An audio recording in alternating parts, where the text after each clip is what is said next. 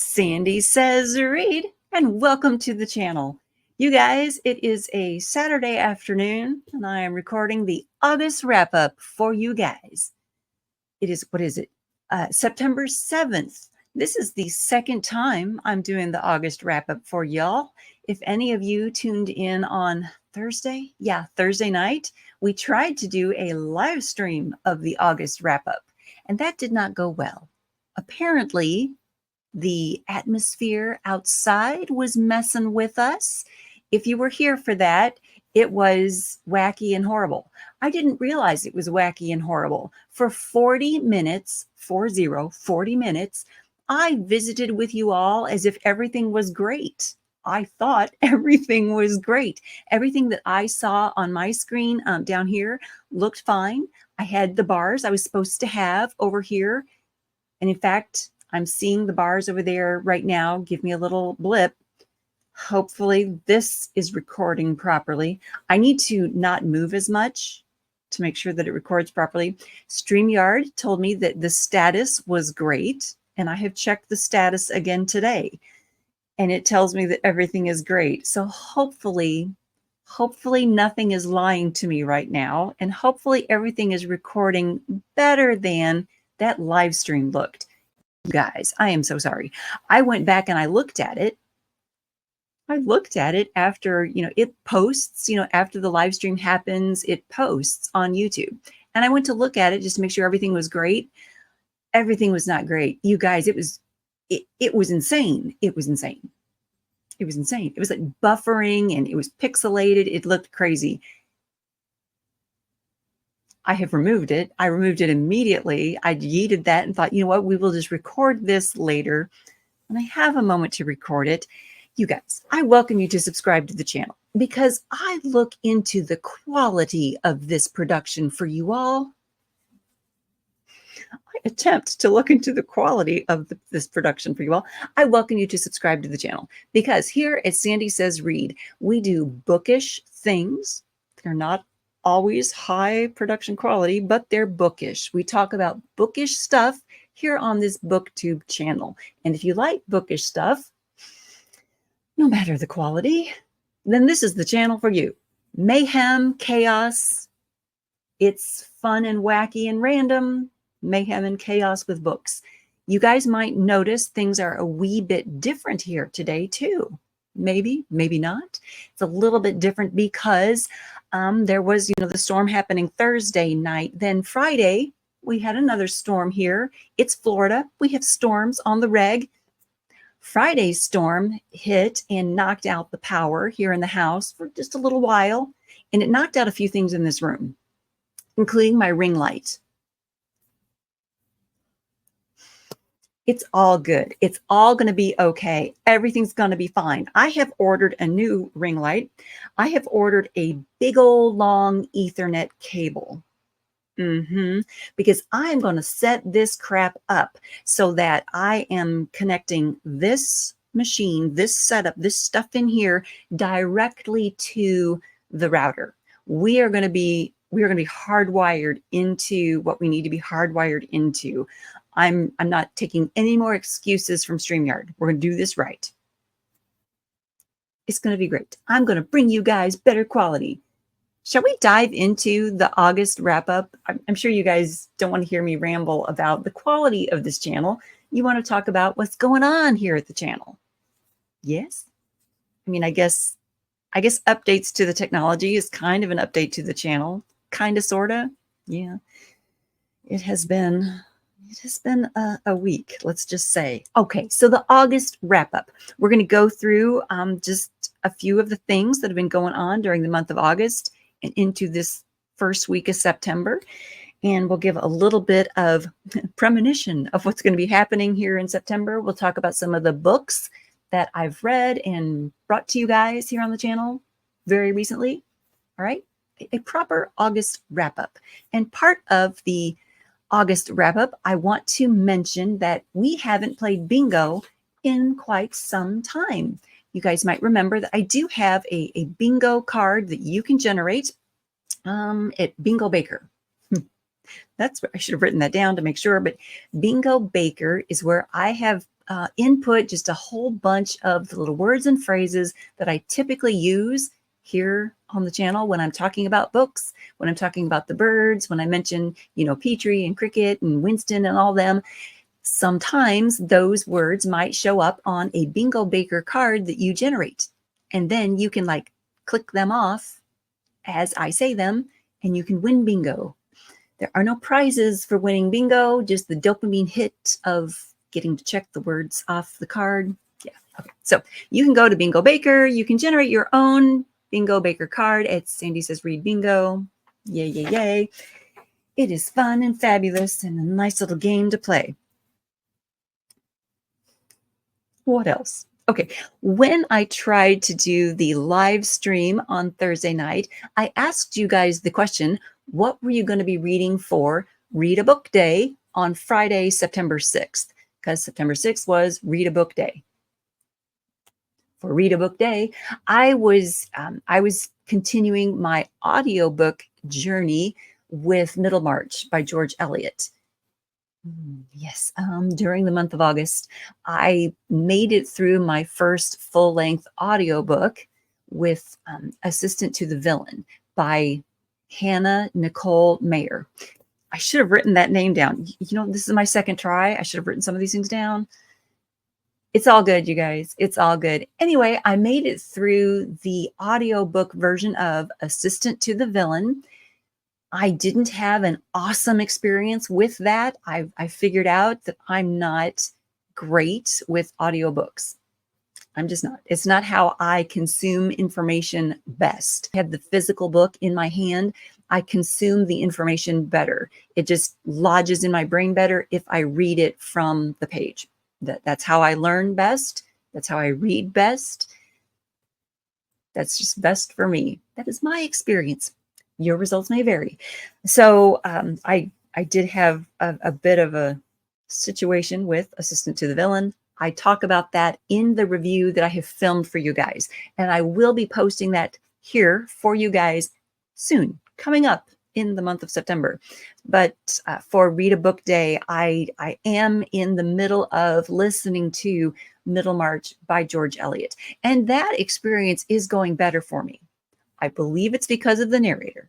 I think I know I'm enjoying the narrator better in Middlemarch than I enjoyed the narrator in Assistant to the Villain.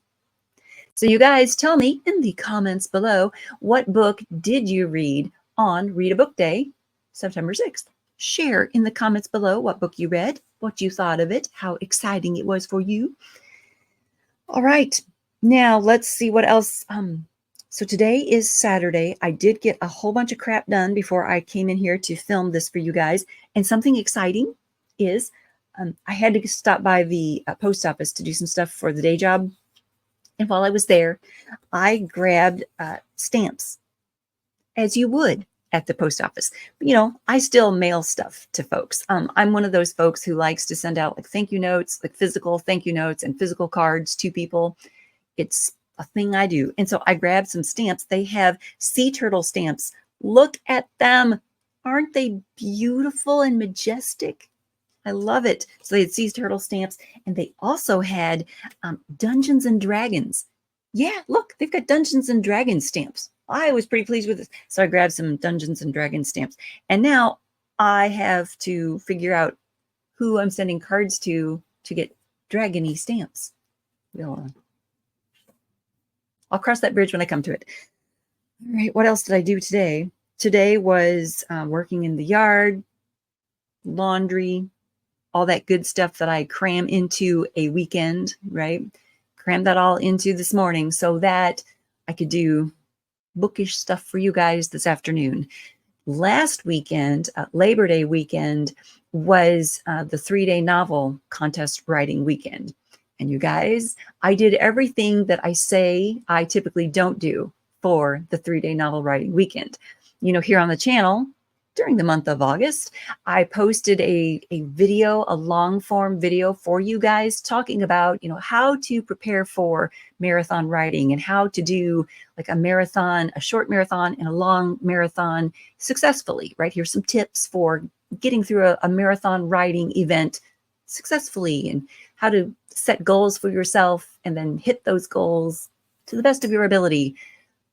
You guys, in that video, I shared with you all that typically on a 3-day novel weekend, I'm not writing something related to my Choices series, the Choices series, the trilogy, that main foundational series. I typically don't write something in that world. There's a bunch of reasons for that. I typically don't need to have, my map of Unveiled. Do I even have, yeah, I've got it.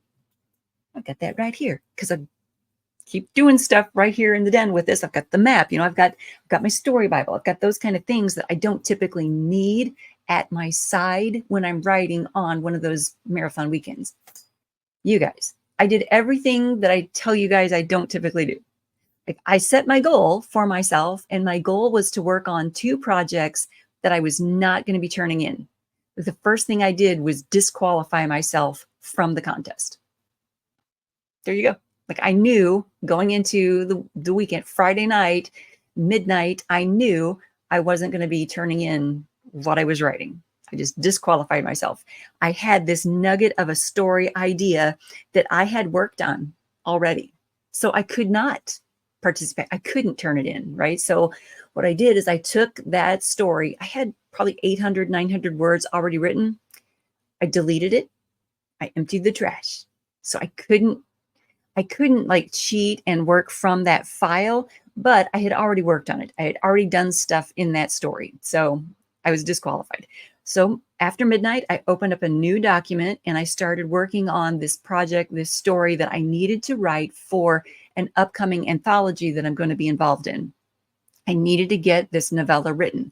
I needed 15,000 to 20,000 words for this novella. I had the nugget of the story. I had brainstormed this story with a class. I knew what I needed to do. I knew what I needed to write. I just hadn't had the time to write it. I had my outline and I wrote it. So that's what I did over the 3-day novel weekend. It is set in my world of Unveiled. It has like callbacks to my Choices series. Everything I wasn't supposed to be doing, I did. But I did it, and I got 14,488 words total done when it was done with the whole weekend. And I wrote a short story that I needed to get done by the end of September. I needed to have that thing done. So I wrote that. I mean, I had it in my brain what I wanted to do, wrote it, got it done. It's finished. And now I can use like the rest of September to like make some little edits to it, have it the way I want it before I have to turn it in. So that's what I did over Labor Day weekend,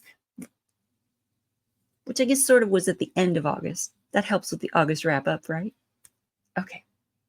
Let's do some updates from August. Health update from August. Kidney stones. I had a kidney stone doctor appointment here just last week. Once a year, I go to see the urologist about the kidney stones. I don't know if that's TMI, but there you go. I have a lot of teeny tiny little stones in both of my kidneys. It's a thing. Yeah. So I go and basically have him tell me to drink more water. This time he told me I'm drinking enough water. That's good because I drink between 72 and 80 ounces of water a day. Yes, imagine how often I'm running to pee. Yeah. But I have learned something. He shared something with me that I am now going to share with all of you. My doctor, my specialist, shared with me that I'm not flushing out the electrolytes from my system. I feared, and I had, heard from, anecdotally on the web, everyone out there on the web is an expert in something, right? I had heard that if you drink, 80 ounces of water a day, you're flushing the electrolytes out of your body. And my doctor is like, no, your kidneys are better than that. If you like go out into the yard and sweat out stuff from your body, and then you're sweating out salts, and then you need to replenish your electrolytes. But if you're just drinking water all day, your kidneys are not taking your electrolytes from you. No. So I guess what I want to share with you all is perhaps speak with your doctor if you're concerned that you are drinking too much water and flushing electrolytes from your system. My doctor told me I am not. So that is the electrolyte myth that I wanted to share with you all. How about work updates? From the month of August, work updates are, I'm just still working hard. We're going into a season of busyness at the Asphalt magazine. We're coming up on the months of the magazine where the editions are getting larger. There's more advertisers, therefore we need more editorial pages. So we're coming up on those months where the issues are just bigger. So there's more happening. More. Okay. How about a parrot update for you guys? The parrots here in the house are doing well. Mouse has stopped seizing with the drop of a hat. That's good. She's still taking her medications like a good girl. Squeaky Bird, the sweet little bird that came to live with me as a foster parrot, he is a conure. Okay, he's a green cheek conure. So he's about yay tall. Can you guys see that? About maybe yay tall. He's not huge. Okay, he's maybe 70 grams is about what he weighs, around 69, 70 grams. Okay, he's not huge. And he has really been through it, right? He was found outside. We think that his previous owner may have passed away and the family was cleaning out the house and didn't want him and let him go, which is not the best way to handle a pet parrot. They're not wild anymore. Once they've been domesticated, once they've been in our homes and hand fed, they're not fit to go out into the wild and seek out their own food and hide from the predator birds that are out there and can pick them off, right? So Squeaky Bird was out in the wild. Someone found him and took him to the Ziggy's Haven Bird Sanctuary. And that was in October of 2021. And about a month later in November, the folks at Ziggy's texted me a picture of Squeaky Bird. I was like, no. And then there was some text message to come along with it. Oh, hey, this little bird is here at the sanctuary. Isn't he cute? Yeah, he's cute, but no. The next response coming to you is no. And they sent me more pictures and explained that this poor little bird needed a foster home. He ended up coming to stay with me, and he has stayed with me. And we've tried to find his people. We posted flyers and we posted stuff on Facebook and Twitter and all the social media platforms. His people never came forward. He lives with me now, and it's okay. He lives with me, but he's been through it. Okay. He's had to learn to trust me as a human who's not going to throw him out into the wild, right? He's had to learn to trust me, this crazy human who, sings at him, right? He's had to learn to trust me as the bringer of the food and the bringer of the treats and the person who comes and cleans his cage and messes with his stuff. This past week, he put his head down and asked for scritches. So I gave him scritches on his head, and he accepted that. And he didn't try to bite me for it. He was accepting of that special little bit of love. And that was amazing. It was a breakthrough, and it was awesome. It was so cute and so wonderful and sweet. It made me very happy. It was only once. He has not asked for scritches since, but that's okay. I mean, it was a breakthrough. It was a moment, and we can continue with that moment. Cricket, the little green cheek conure, whom you've seen here on the channel, she loves to get scritches. Oh my gosh. I can sit with her for hours working on her pin feathers and just giving her scritches and giving her love and little beak rubs. And we have modeled this for Squeaky Bird. We've let him see this is a calm and lovely and, an enjoyable experience for Cricket. And Squeaky Bird is like, don't touch me. But this past week, he was like, okay, I will try those head scritches. So we might get to do that again. It'll be great. Okay, so let's see. How about a channel update for you guys? Mentioned just a little bit ago that I'm going to do some more electronic stuff here for the channel to fix some things. But we do have a subscription thing to talk about here. At the beginning, I mentioned, hey, you guys should be subscribed. You should be subscribed. You guys, I looked at the analytics for this channel, and only about 20% of the people watching are actually subscribed. 80% of the people who watch the content on this channel are not subscribers to the channel. So while it's important, I say those things like thumbs up for whatever, toward the ends of the videos, asking you guys to give a thumbs up for a video, it's important because that shows the algorithm that this was content you enjoyed. It was content that should be shared around, YouTube. But subscribe to the channel too, please, if you wish. If you subscribe to the channel, it shows the algorithm that, oh, hey, more people want to see this content. More people are engaging with this human. It's a good thing to do. Please and thank you. What else? Oh, let's see. Morgan Richter was here on August 15th. Her interview was uploaded on August 15th. We had Morgan Richter here. She is the author of The Divide, which was released from Knopf Publishing on August 20th. Awesome book. I brought you that review here on the channel. I think also in August. Good book. I highly recommend it. If I think of it, I will put a link to her interview and the review in the drop-down box below. So you don't have to go searching for it. It'll be easy to find. What else? In August, I released my Duran Duran book. Hang on. Yeah. In August, I released my Duran Duran book, 100 Things Duran Duran Fans Should Know and Do During This Life. I released this August 10th. Now, the print version was already out and available because things happen. It was already available. Y'all could get it. But the electronic versions became available on Duran Duran Appreciation Day, which was August 10th. Enough of that. Okay, what else? The books that I read for you guys in August. I've got this short little stack over here. Okay, first one up was Business Relationships That Last. 5 Steps to Transform Contacts into High-Performing Relationships. This is by Ed Wallace. And I read this one. I brought you the review of it, and I think I explained in that review that I had the PDF version of this book because Ed had sent me the PDF. He was so kind to read the business book that I'm writing. I have a motivational business book that I'm in the process of making the edits to right now.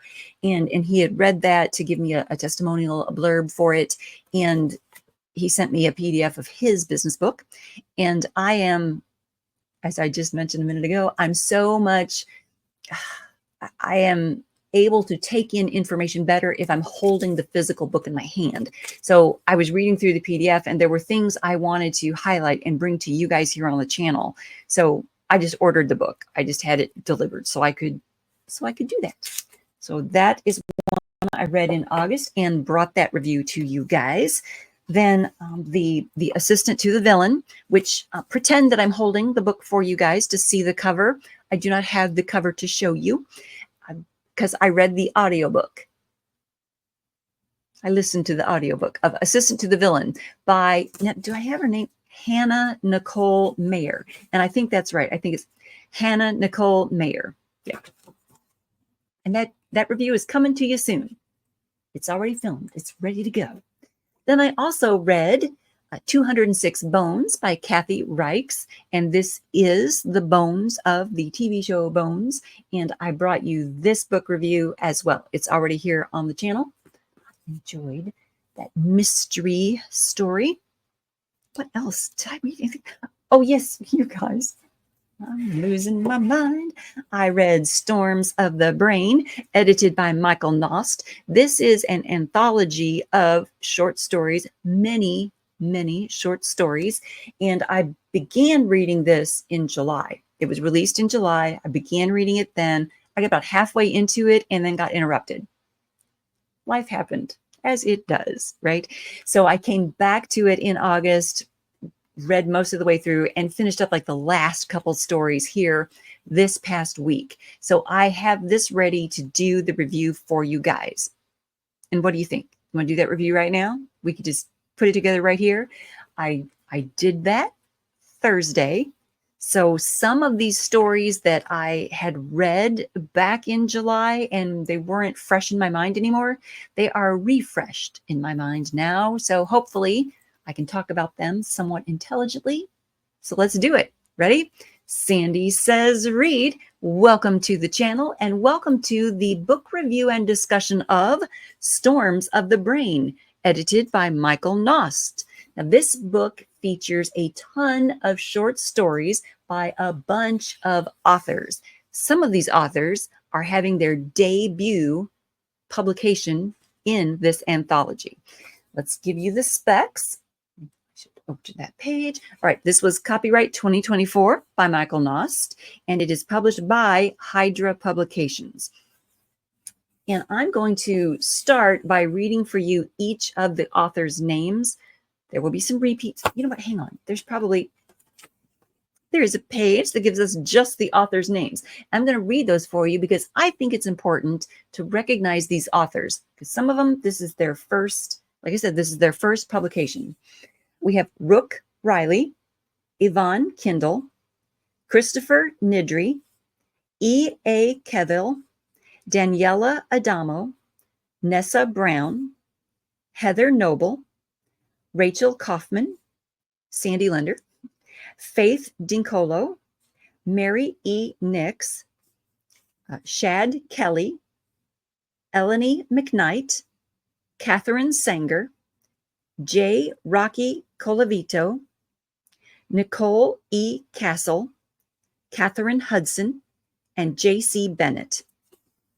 Right now, I'm going to share with you the more or less just the specs, just the facts, ma'am. I'm going to share with you just the facts from each of these stories and not do like a full-fledged review of each and every one of them. First of all, that would take a very long time. Second, we are going to have Nessa Brown, who is one of the authors who's had her first publication in this anthology, on the channel here Thursday, September 26th at 7 p.m. Eastern to talk about the publishing experience in this anthology. She's going to chat with us about the way the creative process happened, the way there were a couple of different classes that came together to make this creative anthology work, come together. And we're going to talk to her about that. And during that interview, during that discussion, I think we'll go into a few of these stories a little bit more deeply. So this is just going to be an overview of what's in this anthology, kind of whet your appetite for it ahead of that September 26th interview. So let's talk about each one of these stories in order. The first one is Permission Granted by Rook Riley. This story is written in third-person point of view, past tense. The main character is Sergeant Bowers. He is or is it she? Yeah, she. It's been a little while since I read it. Okay, she is a Marine, and she has a robot tech put a device, an implant in her brain so that she can no longer harm a child. She doesn't want to accidentally or any other way harm a child during war. So that's what she requests, and that's what this robot tech does for her. That story takes place from pages 1 through 17. Sorry, guys, I'm checking the status here on StreamYard to make sure we're still recording. Right. All right. The second story is A Soldier's Vow by Yvonne Kindle. This one is written in first-person point of view, past tense. It's a sci-fi story. We have a captain who failed to uncover a plot to assassinate the emperor. So now he is set on a mission to protect the emperor's daughter, which I thought was very noble. And there's more biochip stuff going on in this story too. This one goes from pages 17 to 33. Our next story is Mimic by Christopher Nidry. This one is written in first-person point of view, present tense. This one I wrote down, it's a Twilight Zone horror story. We have a character named Darren who comes home to find something is mimicking him. Something has taken his place. And this one goes from pages 34 to 51. Our next story is Don't Forget to Remember Me. This is by E.A. Kevill. It's written in third-person point of view, past tense. And you guys, I've got to say, that is like the most comfortable for me to read in, that third-person past tense. It's just, that is the way I like to read a story. It just is. All right. We have Allison, our main character. Allison gets a sleeping aid device and turns into an AI for her boss. So we've got another one of those stories with like that microchip concept coming into play. This story goes from pages 52 to 78. Next up is The House of Little Treasures by Adamo. Daniela Adamo. This one is written in third person point of view, past tense. We have Clara's neighbor. Clara's neighbor in this story is she's like a hoarder, right? She's got all kinds of things in her house. And I wrote down she could be Rosemary, but she's a sweeter spirit. Rosemary is my neighbor. I have a next door neighbor who's in her 80s, and she has so much stuff in her house. You guys, it is like stepping into a claustrophobic nightmare to step into her house. When I go over there, it's like, okay, here's some eggs for you, because I've got chickens. Here's some eggs. I gotta go. Here's some eggs. I would love to hear stories. Let's sit on the front porch and hear those stories, right? It's anxiety inducing to go into her home, which is a shame. I probably shouldn't say that, but it is the truth. But in this story, Clara's neighbor has, there are important memories, important triggers assigned to each of these trinkets in her home. So, and that one goes from pages 79 to 99. Next story is Lipstick in the River by Nessa Brown. And when Nessa is here, she can chat with us about this story. This one is written in third person point of view, past tense. And I wrote excellent use of drug state. We have our main character is Mallory, and she works in like a nursing home, a healthcare facility. And this goes from pages 100 to 116. Next up is I'm Special by Heather Noble. This is in first person point of view, present tense and past tense. We have the two interchanging in there. We have Vivian is our main character, and I wrote her surprise is fabulous. I'm just going to leave it at that. This goes from pages 117 to 133. Next story is Devil's Cord by Rachel Kaufman. This is written in third person past tense. I wrote down that it is horror. I just wrote horror. Our main character is Rowan. She and her father go to a multi-day music festival, and she gets possessed by a demon. She plays a guitar. She plays the devil's chord on this guitar, and the demon is like, "Oh, I'm coming to get you." Yeah. Okay. So this goes from pages 134 to 149. The next story up is Bitter Fruit by Sandy Linder. This is written in third person past tense. It is a fantasy story. Go figure. It takes place in my fantasy world of Unveiled, and Amalia Wraith is our main character. She's a fairy. It goes from pages 150 to 180. Next up is Rebooted Red Boots by Faith Dincolo. This is written in first person present tense. It is a sci-fi story. And I wrote down after a nuclear war destroyed everything but Hawaii. And I don't remember now if it actually said that a nuclear war had destroyed everything, if it was a war that had done this. But basically there was a decimation of like most of the planet, right? So there's just a piece of the planet is left, a piece of the population is left, and they're in Hawaii. And stuff ensues. All right, this goes from pages 181 to 194.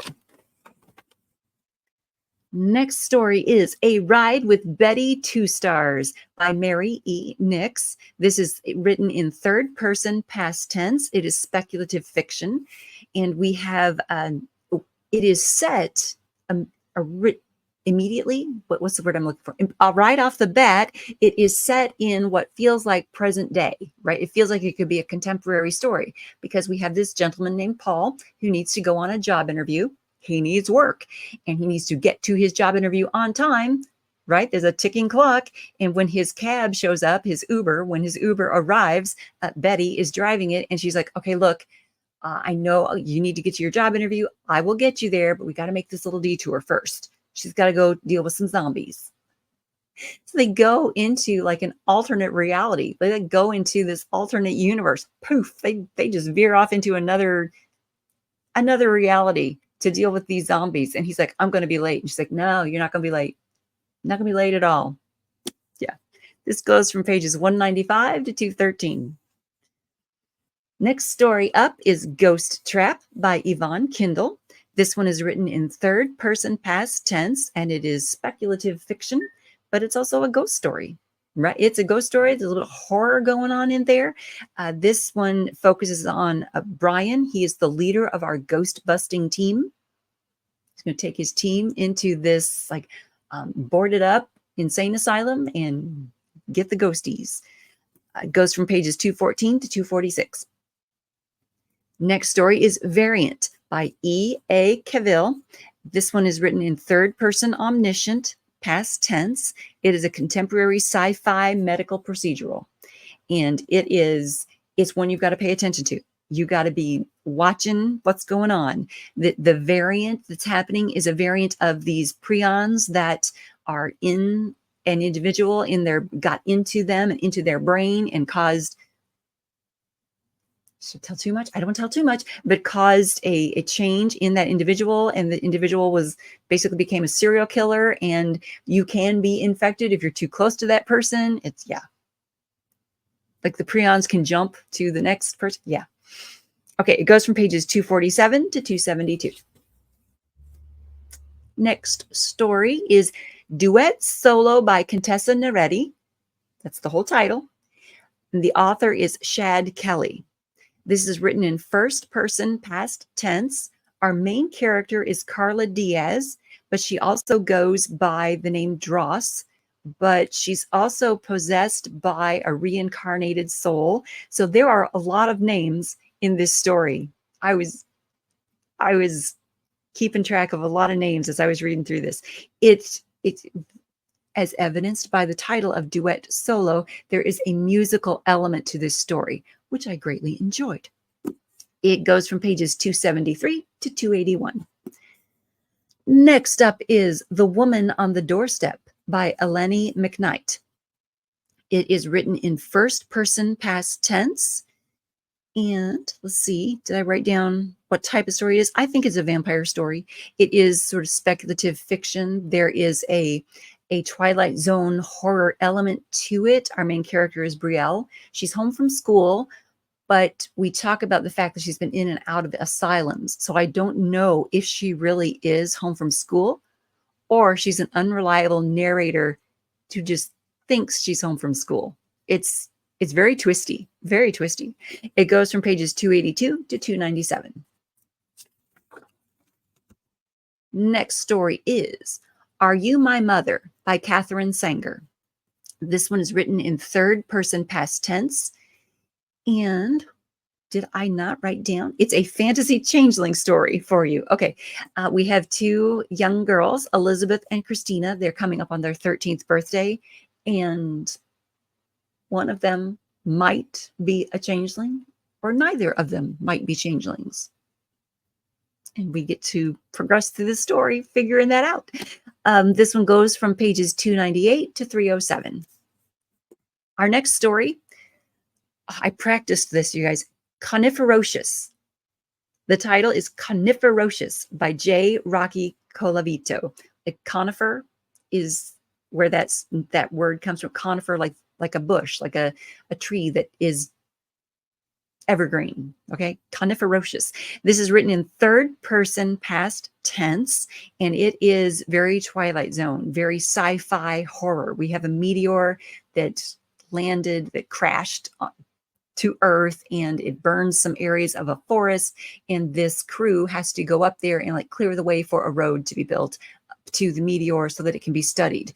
The crew includes people with names like Douglas and Fir and Oak and Cypress.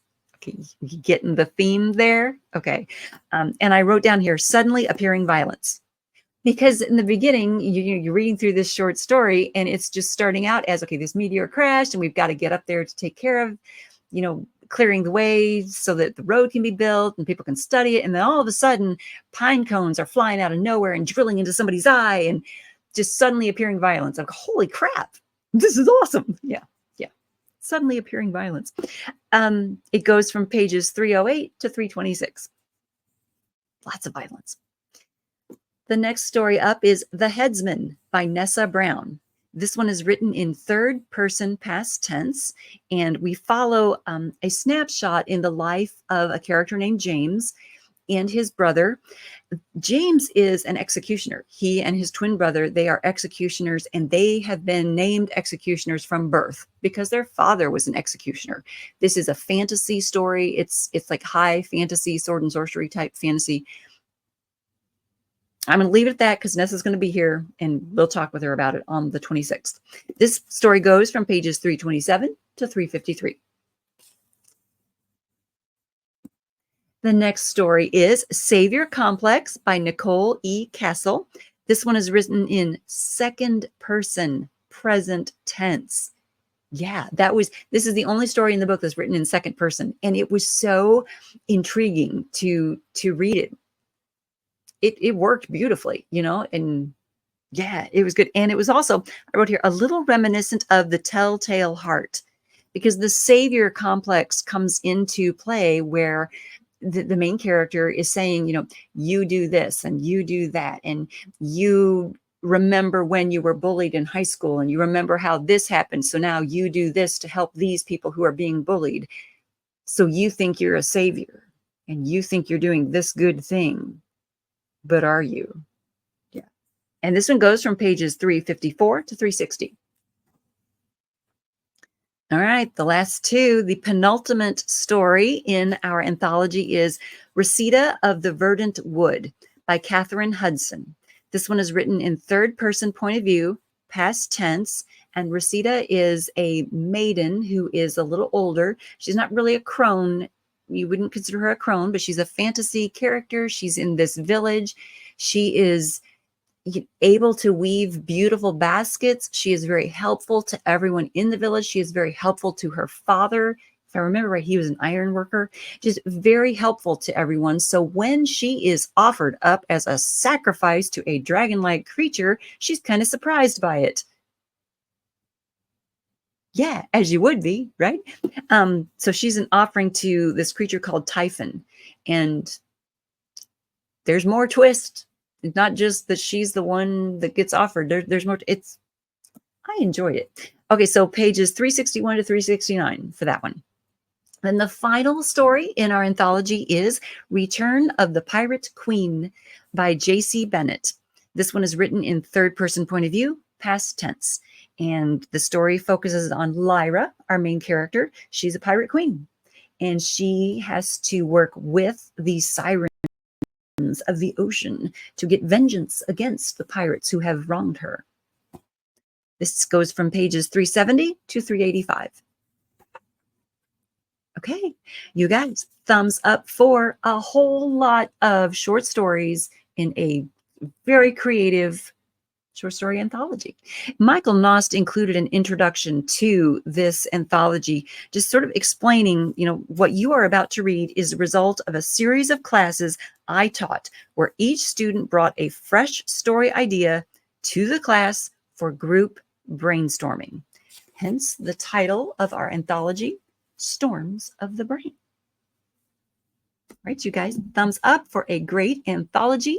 And please come back and join us on September 26th at 7 p.m. Eastern to talk with Nessa Brown about her 2 stories that are in this anthology and the entire creative process and how awesome it was to do.